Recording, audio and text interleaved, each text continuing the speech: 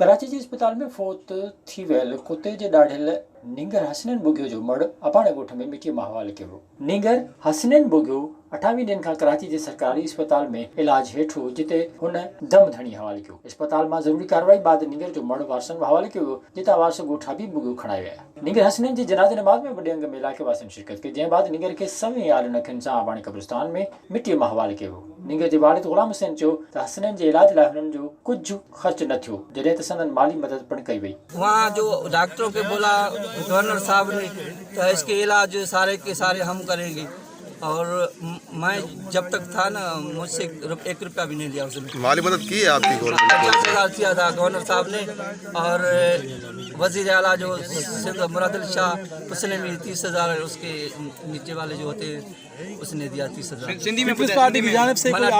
Visit कयो अवामी आवाज़ media group की वेबसाइट awamiawaz.pk।